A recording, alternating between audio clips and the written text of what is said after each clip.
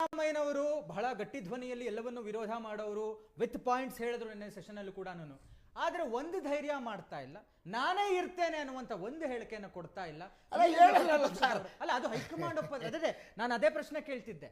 ಅವ್ರ ಅನುಭವಿಗಳು ಯಾವತ್ತೂ ಹೆಚ್ಚಾಗಿ ಹೈಕಮಾಂಡ್ ಮೇಲೆ ಹಾಕ್ತಿರ್ಲಿಲ್ಲ, ಎಲ್ಲವನ್ನೂ ಹೈಕಮಾಂಡ್ ಮೇಲೆ ಹಾಕಕ್ ಶುರು ಮಾಡ್ಬಿಟ್ಟಿದಾರಲ್ಲ. ಸಾಧ್ಯನೇ ಇಲ್ಲ. ಅವರು ಆ ಗಡಸುತನ ಸಿದ್ದರಾಮಯ್ಯನವರಿಗೆ ಕಳೆದ ಬಾರಿ ಅವ್ರು ಮುಖ್ಯಮಂತ್ರಿ ಆಗಿದ್ರಲ್ಲ, ಆಗಿದ್ದ ಗಡಸುತನ ಈಗ ಇಲ್ಲ ಅವ್ರಿಗೆ. ಯಾಕೆ ಅಂದ್ರೆ ಇವತ್ತು ತೂಗುಗತ್ತಿ ಮೇಲೆ ಅವ್ರು ಆಡಳಿತ ಮಾಡ್ತಾ ಇದ್ದಾರೆ.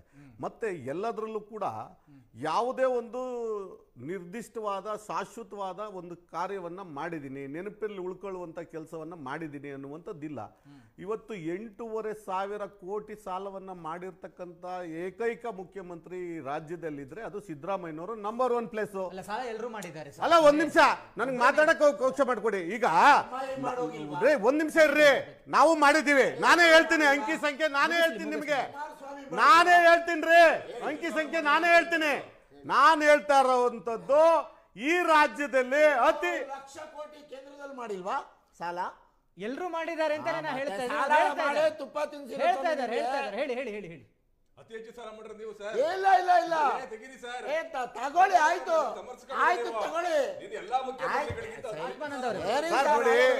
ಈ ತರದ ಚರ್ಚೆಗೆ ಆದ್ರೆ ಜನಕ್ಕೆ ನಿಮ್ಮ ಮಾಧ್ಯಮಕ್ಕೆ ಕೆಟ್ಟ ಹೆಸರು ತಗೊಳ್ಳಿ. ಈ ತರದ್ದು ಬೇಡ. ನಾನು ಅವ್ರ ಸಮಯ ನಾನು ಸುಮ್ಮನೆ ಕೂತಿದ್ದೀನಿ. ಆಯ್ತು, ನಾನು ಬರ್ಕೊಳ್ಳಿ, ಆನ್ಸರ್ ಮಾಡ್ಲಿ. ಅತಿ ಹೆಚ್ಚು ಸಾಲ ಮಾಡಿರುವಂತ ಮುಖ್ಯಮಂತ್ರಿ ಸಿದ್ದರಾಮಯ್ಯನವರೇ, ಅದರಲ್ಲಿ ಏನು ಎರಡನೇ ಮಾತೇ ಇಲ್ಲ. ಇವತ್ತು 58,000 ಉದ್ಯೋಗಗಳು ಬ್ಯಾಕ್ಲಾಕಲ್ಲಿ 30 ವರ್ಷದಿಂದ ಕಾಯ್ತಾ ಇದ್ದಂತ ಹೋರಾಟಗಾರರು ಇವತ್ತು ಅದಕ್ಕೆ ಅಂತ್ಯ ಆಡ್ಲೇ ಇಲ್ಲ ಸಿದ್ದರಾಮಯ್ಯನವರು. ದಲಿತ ಪರ ಧ್ವನಿ ಅಂತ ಹೇಳ್ಕೊ ಬಂದಂತ ಮುಖ್ಯಮಂತ್ರಿ ಯಾರನ್ನು ಮುಗಿಸಿದ್ರಿ ನೀವು? ಶ್ರೀನಿವಾಸ್ ಪ್ರಸಾದ್ ಮುಗಿಸಿದ್ರಿ ನಿಮ್ ಪಾರ್ಟಿಗೆ ಬಂದು.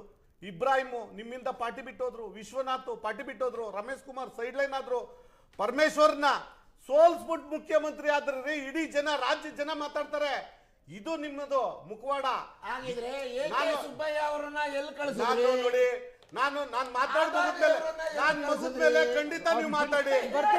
ಮತ್ತೆ ರಾಜಕೀಯನೇ ಸರ್. ಸಿದ್ದರಾಮಯ್ಯನವ್ರಿಗೆ ದಾಖಲೆ ಅಂತ ಹೇಳ್ತಾರಲ್ಲ, ಅವ್ರು ಕೊಟ್ಟಂಥದ್ದು ವೀಕೆಂಡ್ ವಿತ್ ರಮೇಶ್ ಪ್ರೋಗ್ರಾಮ್ ನೋಡಿರ್ಬೋದು ನೀವು ಕೂಡ.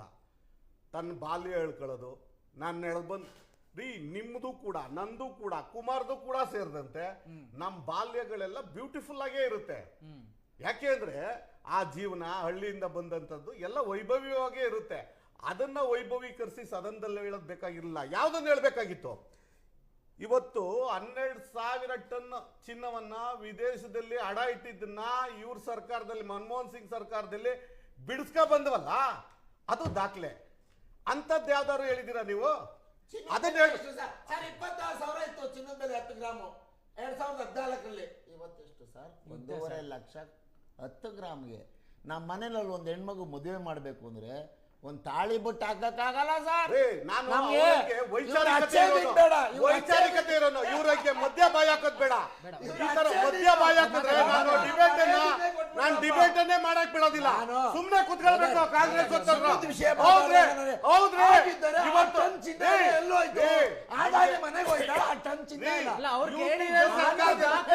ತೋರಿಸಿ ಅಂತ ಕೇಳಿದ್ರಷ್ಟೇ, ಬೆಲೆ ಹೇಳಿ ಅಂತ ಹೇಳಿಲ್ಲ. ನಾವು ಸಾಲವನ್ನ ನರೇಂದ್ರ ಮೋದಿ ಅವರು ಈ ದೇಶದ ಸಾಲವನ್ನ, ಇದ್ದಂತ ಸಾಲವನ್ನ ಕಡಿಮೆ ಮಾಡಿದ್ದಾರೆ. ನೀವು 8,500 ಕೋಟಿ ಸಾಲ ಮಾಡಿದಿರಿ, ಮತ್ತೆ 4.5 ಲಕ್ಷ ಬಜೆಟ್ ಮಾಡಿದಿರಿ. ಯಾವುದೇ ಒಂದ್ ನಿಮಿಷ ಹೇಳಿ ಹೇಳಿ, ಸುಳ್ಳು ಹೇಳಕ್ಕೆ ಇತಿಮಿತಿ ಇರ್ಲಿ. ಒಂದ್ ನಿಮಿಷ ಇರ್ರಿ, ಸೀತಾರಾಮನ್ ಡೆಬಿಟ್ ಯಾಕೆ ಮಾಡ್ತೀರಾ? ಆರ್ಥಿಕ ಮಿತಿಯೊಳಗಡೆ ಆ ರಾಜ್ಯ ತನ್ನ ಆರ್ಥಿಕ ಮಿತಿಯೊಳಗೆ ಸ್ವಲ್ಪ ಮರ್ಯಾದೆ ಇರ್ಬೇಕ್ರಿ. ಯಾವ್ದು ಮಾತಾಡ್ಬೇಕು ಮಾತ್ ನೀವ್ ಬರ್ಕಳಪ್ಪ ನೀನು. ಆಯ್ತಾಯ್ತು, ಹೇಳಿ ಹೇಳಿ ಹೇಳಿ. ನೋಡಿ, ಇವತ್ತು BMTC ನೌಕರಿಗೆ ಸಂಬಳ ಕೊಡಕ್ಕೆ ಇವ್ರ ಹತ್ರ ದುಡ್ಡಿಲ್ಲ. ಆಶಾ ಕಾರ್ಯಕರ್ತರಿಗೆ ಹೇಳ್ದಂತೆ ನಡ್ಕೊಳಕ್ಕಾಗ್ಲಿಲ್ಲ. ಇವತ್ತು ವ್ಯಾಲ್ಯೂಯೇಷನ್ ಟೀಚರ್ಗಳಿಗೆ ಮತ್ತೆ ಯೂನಿವರ್ಸಿಟಿ ಟೀಚರ್ಗಳಿಗೆ ಅವ್ರಿಗೆ ಸಂಬಳ ಕೊಡಕ್ ದುಡ್ಡಿಲ್ಲ. ಎಲ್ಲರೂ ಕೂಡ BMTCಗಳಿಗೆ ರಿಪೇರಿ ಮಾಡಕ್ ದುಡ್ಡಿಲ್ಲ ಇವ್ರ ಹತ್ರ. 4,000 ಬಸ್ ಏನಾದ್ರು ಎಲೆಕ್ಟ್ರಿಕ್ ಬಸ್ಗಳು ಬರ್ಲಿಲ್ಲ ಅಂದಿದ್ರೆ ಬೆಂಗಳೂರಿನ ಪರಿಸ್ಥಿತಿ ಏನಾಗ್ತಿತ್ತು?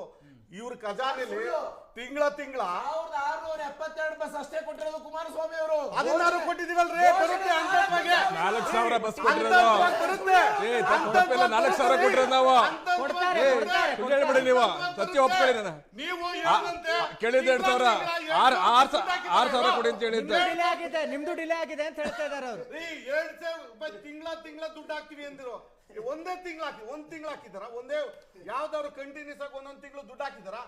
ಇವ್ರ ಮಂತ್ರಿಗಳು ಹೇಳಿದ್ದೇನು, ನಾವೇನ್ ಬಾಂಡ್ ಪೇಪರ್ ಅಲ್ಲಿ ಬರ್ಕೊಟ್ಟಿದ್ವಾ ನಿಮ್ಗೆ ತಿಂಗಳ ಹಾಕ್ತೀವಿ ಅಂತ ಅನ್ನುವಂತ ಮಾತನ್ನ ಹೇಳ್ತಾರೆ. ನಂದೊಂದು ಪ್ರಶ್ನೆ ಇದೆ. ತುಂಬಾ ಚೆನ್ನಾಗಿ, ಒಂದ್ ನಿಮಿಷ ಸರ್, ಒಂದ್ ನಿಮಿಷ. ತುಂಬಾ ಚೆನ್ನಾಗಿ ಸರ್ಕಾರದ ವೈಫಲ್ಯಗಳು ಎಲ್ಲರೂ ಹೇಳ್ತಾರೆ. ಒಂದ್ ಪಾಯಿಂಟ್ ಇವತ್ತು ಕೇಂದ್ರ ಸರ್ಕಾರದ ಮೇಲೆ ಬಟ್ ಮಾಡಿ ತೋರ್ತಾರಲ್ಲ, 371A ಆಕ್ಟ್ ಅಲ್ಲಿ ವಿಶೇಷ ಅನುದಾನವನ್ನ ಕಲ್ಯಾಣ ಕರ್ನಾಟಕಕ್ಕೆ 5,000 ಕೋಟಿ ಅನುದಾನ ಬಂದಿದೆ. ಅದು ಇಂಪ್ಲಿಮೆಂಟ್ ಮಾಡಕ್ಕಾಗ್ಲಿಲ್ಲ. ಇವ್ರ ಮಂತ್ರಿಗಳು ಇವತ್ತು ಐಟಿ ಮಂತ್ರಿ ಅಲ್ಲಿಂದ ಬಂದಿರ್ತಕ್ಕಂಥವ್ರು, ಅಲ್ಲಿ ಯಾವ್ದೇ ಅಭಿವೃದ್ಧಿ ಕೆಲಸ ಆಗ್ಲಿಲ್ಲ. ಅದೇನ್ ಮಾಡಿದಾರೆ ಅದನ್ನ ಹೇಳ್ರಿ. ನೀವು ಅದನ್ನ ಬಿಟ್ಟು ಕಡಲೆ ಬೆಲ್ಲ ತಿಂತಾ ಇದಾರ ವಿಧಾನಸಭೆಯಲ್ಲಿ. ವಿರೋಧ ಪಕ್ಷದ ನಾಯಕರು ಕಡಲೆ ನೋಡಿ, ಬೆಲ್ಲ ತಿಂತಾ ಇದಾರ. ವಿರೋಧ ಪಕ್ಷ ಆಡಳಿತಕ್ಕೆ ಇವ್ರು ವಿರೋಧ ಪಕ್ಷದ ಬೆಟ್ ಮಾಡ್ತಾರೆ ಅಂದ್ರೆ ನಂದೊಂದು ಪ್ರಶ್ನೆ. ಪರಿಸ್ಥಿತಿ ಹೇಗಿದೆ? ವಿಧಾನಸಭೆಯಲ್ಲಿ ಪ್ರಶ್ನೆ ಕೇಳಕ್ ಆಗದೆ ಇರೋರು ಇಲ್ಲಿ ಅಲ್ಲಲ್ಲ, ಇವ್ರ ಪರಿಸ್ಥಿತಿ ನಿಮಗೆ ಸರ್ಕಾರ ದುಡ್ಡು ಕೊಟ್ಟಿದೆ. 370 ವಿಶೇಷ ಅನುದಾನವನ್ನ ಕೇಂದ್ರ ಸರ್ಕಾರ ಕೊಟ್ಟಿದ್ರೆ ಅದನ್ನ ವಿರೋಧ ಪಕ್ಷದವ್ರು ಕೆಲಸ ಮಾಡಿಸ್ಬೇಕೇನ್ರಿ? ಯಾವ್ದ್ರಿ ಇದು ರೀ? ನಿಮ್ ಕಾಂಗ್ರೆಸ್ಗೆ ಏನಾದ್ರು ನೈತಿಕ ಪ್ರಶ್ನೆ ಆತ್ಮಾನಂದ ಸರ್, ನಂದೊಂದು ಪ್ರಶ್ನೆ. ಆರ್ಟಿಕಲ್ ಅಲ್ಲಿ ಅವರ ಹಕ್ಕು ಕೊಡಲೇಬೇಕು. ಕೊಟ್ಟಿದ್ದೀರಲ್ಲ, ಏನ್ ಕೊಟ್ಟಿದೆ ಅಂತ ಹೇಳ್ತಾರೆ. ಎಲ್ಲಿ ಮಾಡಿದಿರಿ? ವಿರೋಧ ಪಕ್ಷದ ನಾಯಕರು ಕೇಳಿ, ಪ್ರಶ್ನೆ ಕೇಳಿ. ವಕ್ತಾರರು ಕೇಳಬೇಕು ಸರ್, ಕೇಳ್ತಾ ಇದೆ. ಅಲ್ಲ ರೀ, ವಿರೋಧ ಪಕ್ಷದವ್ರು ಕೆಲಸ ಮಾಡ್ಬೇಕಾ? ನೀವನ್ನ ಹಿಡೀರಿ ಹೆಂಗೆ? ಆಯ್ತು, ನಂದೊಂದು ಪ್ರಶ್ನೆ. ಆತ್ಮಾನಂದ ಅವರೇ, ಆತ್ಮಾನಂದ ಅವರೇ, ನಂದೊಂದು ಪ್ರಶ್ನೆ. ರಾಜೀನಾಮೆ ಕೊಟ್ಟವ್ರೆ. ಕುಮಾರ್ ಸರ್, ಮಾಡಿ ತೋರಿಸ್ತೀವಿ, ನಾವು ಕೆಲಸ ಮಾಡಿ ತೋರಿಸ್ತೀವಿ. ವಿರೋಧ ಪಕ್ಷದಲ್ಲಿರುವಂತವ್ರೆ ಕೆಲಸ ಮಾಡ್ಬೇಕು ಅಂತಂದ್ರೆ ವಕ್ತಾರರಿಗೂ ಪ್ರಶ್ನೆ. ಒಂದ್ ನಿಮಿಷ, ನಂದೊಂದು ಪ್ರಶ್ನೆ. ಒಂದ್ ನಿಮಿಷ, ವಕ್ತಾರರಿಗೆ ನಂದೊಂದು ಪ್ರಶ್ನೆ ಇದೆ. ಬಿಜೆಪಿ ಅವ್ರಿಗೆ ನಂದೊಂದು ಪ್ರಶ್ನೆ ಇದೆ. ಶಾಸಕರು ಏನ್ ಮಾಡ್ತಿದ್ದಾರೆ ವಿಧಾನಸಭೆಯಲ್ಲಿ? ಒಂದ್ ನಿಮಿಷ, ಬಿಜೆಪಿ ಅವ್ರಿಗೆ ನಂದೊಂದು ಪ್ರಶ್ನೆ ಇದೆ. ನೀವು ನಾಯಕರು ಏನ್ ಮಾಡ್ತಿದ್ದಾರೆ? ಆಯ್ತು, ಒಂದ್ ನಿಮಿಷ. ವಕ್ತಾರರು ಧ್ವನಿ ಎತ್ತಬಹುದು ಸರ್, ತೊಂದರೆ ಇಲ್ಲ. ನಿಮಗೆ ನೀವು ಹೇಳ್ತಾ ಇದ್ರಿ ಆಗ್ಲೇ ದೇಶದಲ್ಲಿ ಕಾಂಗ್ರೆಸ್ ಎಲ್ಲಿದೆ ಹಾಗೆ ಹೀಗೆ ಅಂತ ಅನ್ಬಿಟ್ಟು ಇಷ್ಟೆಲ್ಲ ವೈಫಲ್ಯಗಳನ್ನ ರಾಜ್ಯದಲ್ಲಿ ಸರ್ಕಾರದ ಮೇಲೆ ಹೇಳ್ತಾ ಇದ್ದೀರಾ. ಆದ್ರೆ ಬಿಜೆಪಿ ಇಲ್ಲಿಯ ತನಕವೂ ರಾಜ್ಯದಲ್ಲಿ ಸ್ವತಂತ್ರವಾಗಿ ಬರಕ್ಕೆ ಸಾಧ್ಯ ಆಗಿಲ್ಲ. ಅದು ಪ್ರಯತ್ನದಲ್ಲಿ ಇಷ್ಟೆಲ್ಲ ಮತ್ತೆ ಒದ್ದಾಡ್ತಾ ಇದ್ದೀರಾ ಅಂತ. ನೀವು ಸ್ವತಂತ್ರವಾಗಿ ಬಂದಿರೋರು ಏನ್ ಮಾಡ್ತಾ ಇದ್ದೀರಿ? ಅಲ್ಲ, ನೀವು ಬಂದಿಲ್ಲ ಅಂತ ಪ್ರಶ್ನೆ. ಅವ್ರು ಬಂದಿದ್ದಾರೆ, ಬೇಡ, ನೀವು ಬಂದಿಲ್ಲ. ನೋಡ್ರಿ, ಒಂದ್ ರಾಜಕೀಯ ನೋಡಿ ಈ ತರದ್ದು ಹಾಕಲಾಸಿಯಾಗಿ ನೊಯ್ಯೋದು ಎಲ್ಲ ಮಾಡಿದ್ರೆ ಇದು ಕೀಳರಿಮೆಯ ಮನಸ್ಥಿತಿ. ಇದು ಕೀಳರಿಮೆಯ ಅವರು ಬಂದಿದ್ದಾರೆ, ಮಾಡಿಲ್ಲ, ಇಸ್ ಡಿಫರೆಂಟ್ ಥಿಂಗ್. ನೀವು ಇನ್ನೂ ಬಂದಿಲ್ಲ ಯಾಕೆ? ಹೌದು ರೀ. ಇವತ್ತು UPA ಸರ್ಕಾರವನ್ನ ಮಾಡಿಸ್ತಾ ಇರ್ತಕ್ಕಂಥದ್ದು ಕೇಂದ್ರ ಸರ್ಕಾರದಲ್ಲಿ ಇವತ್ತು ಇವ್ರು ಬರಕ್ ಸಾಧ್ಯನಾ? ವಿರೋಧ ಪಕ್ಷ ಅದು ಬಿಟ್ಟು ಹಾಕಿ, ಅಲ್ಲ ಆಗಲ್ಲ. ರಾಜ್ಯದ ಬಗ್ಗೆ ನಾವು 105 ಸೀಟ್ ಬಂದಿದ್ದೀವಿ. ಪ್ರಯತ್ನ ಇದೆ, ಜನ ನಮ್ಗೆ ಬೆಂಬಲ ಕೊಡ್ತಾರೆ. ಇವರ ದುರಾಡಳಿತವನ್ನ ತಿರಸ್ಕರಿಸ್ತಾರೆ. ನಾವು 120 ಸೀಟ್ ಬಂದೇ ಬರ್ತೀವಿ. 28ಕ್ಕೆ ಖಂಡಿತ ಬರ್ತೀವಿ ರೀ, ಖಂಡಿತ ಬರ್ತೀವಿ. ಉಮೇಶ್ ಲಾಸ್ಟ್ ಆಕ್ಷನ್ ಶುಭಾಶಯ ಹೇಳ್ತೀನಿ. ನೋಡಿ, ಇವತ್ತು